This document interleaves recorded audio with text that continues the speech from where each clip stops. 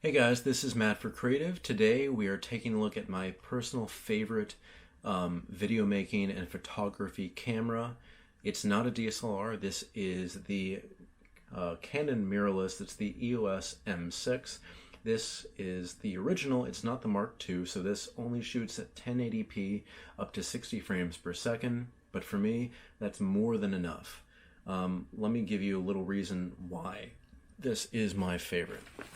So before that, I was using, oh my God, I just almost dropped it. This is the Canon SL2. I know there's the SL3, but this is just what I had. And when I was looking for a new camera to get, I was thinking, I want the smallest camera possible. This is the only reason why I use this maybe over the 80 or 90D, because this, with this small lens, and what is this? A 24 millimeter on a cropped sensor.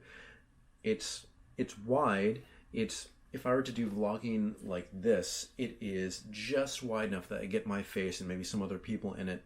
Other than that, I could be using the 10 to 18 millimeter, but that doesn't really get my shallow depth of field that I require, or not require, that I look for in a camera. So I was using this, and I thought, hey, this is tiny. It has a flip out screen, and I can actually do my vlogging and everything and be happy.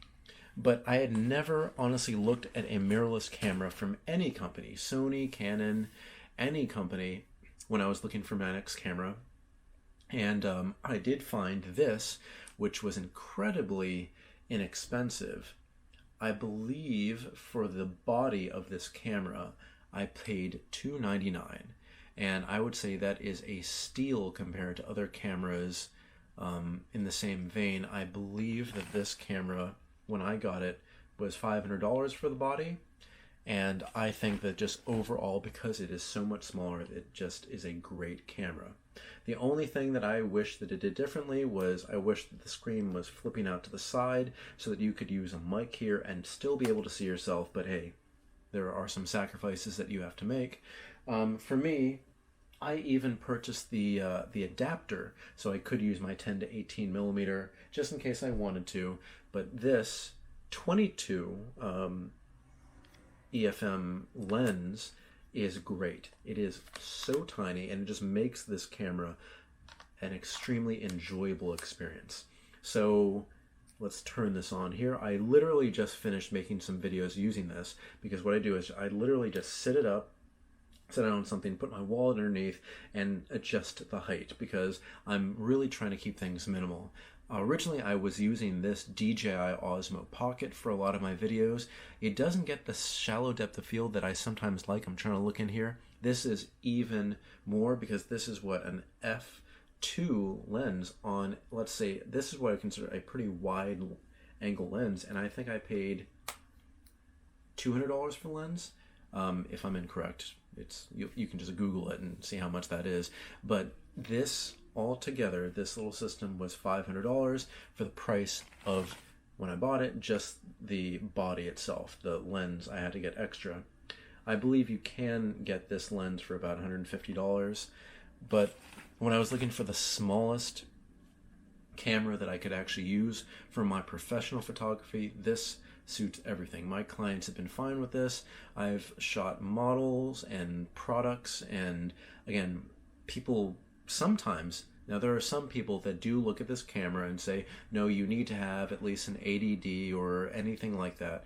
But at times, it's people that don't understand that having something that doesn't look professional, this still does an amazing job. I always shoot in RAW, so I can always bend and edit and manipulate my photos to what suits me and the client. I just don't see the need to having something even bigger. The only thing that I would upgrade is maybe I would go to the M6 Mark II, because they increased the megapixel count from 24 to 32, I believe. It's just a step better, and also you can do 4K, which I believe is uncropped. They're just really cool. And as a tangent, if I ever wanted something smaller than this, it's even lighter, I would not hesitate to go to the, what is it, the M100, because I've had that briefly when I was like trying to juggle what camera do I need. It doesn't have the adjustment little dials up here that make it so easy to actually make adjustments on the fly. But if you're just using it in an automatic mode, maybe use it in AV mode and just keep the f-stop at 2. If you just kind of want to have like that shallow depth of field, just stick with that. And then you just put the same lens on it, and it is just such a breeze to use. I've been very happy with Canon mirrorless cameras. Color science is the same as the DSLRs. It is all just something I've been very happy with. The only product that I'm using, almost dropped that, on this camera is a Tiffin polarizing filter. And that's not because I want to use it as a polarizing filter. That is literally to cover the lens. So if I'm doing some quick shot photography, I just pull this out of my pocket or off my belt clip and just start shooting. Now, when I did originally purchase this at B&H Photo, the polarizing lens filter, I got so much pushback from the cashiers just because maybe they want you to buy a little bit better, but they said, oh, it'll make your photography look like crap. It'll reduce the quality of everything you shoot. And maybe it does, or maybe it doesn't. It sometimes, if this does get smudged, cleaning it really doesn't fix it. But having the ability to do some quick shoots without having to take the cap off and losing the cap and just doing all that, because I do a lot of street photography, this is just a lifesaver. Because if this gets cracked, I can just get a new one of these and just swap in and swap out, because this Tiffin lens filter was about $7. It's a great price.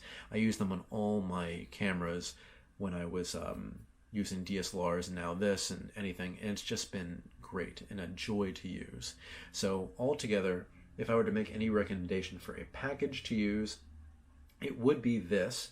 And if you maybe can't spend as much, maybe go for the M100. But having the 22mm lens is something I would recommend for everyone. It just, having something this wide with this shallow depth of field makes it great. Personally, for me, for model photography, I have been so happy with this, getting that nice background blur. I can't say too much about this.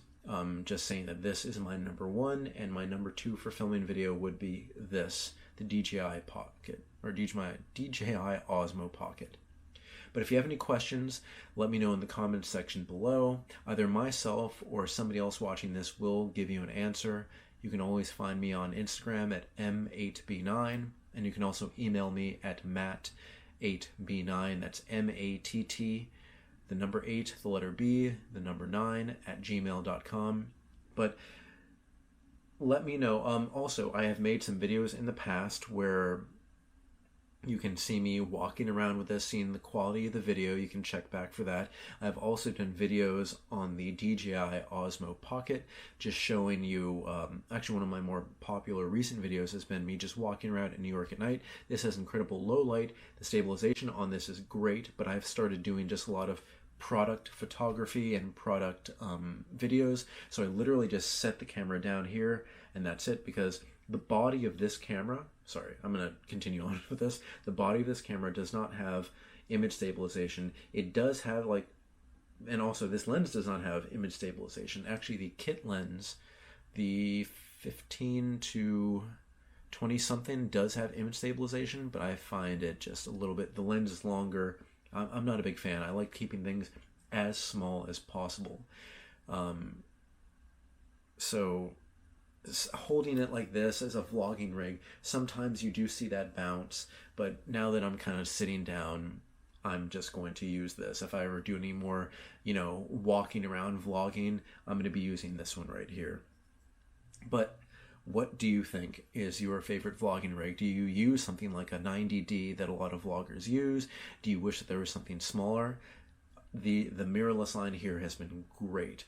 Oh, and one more thing. The battery that I use in this is the same battery that I use in the SL2. It is so small, and just I find it so convenient that I can just now swap out batteries.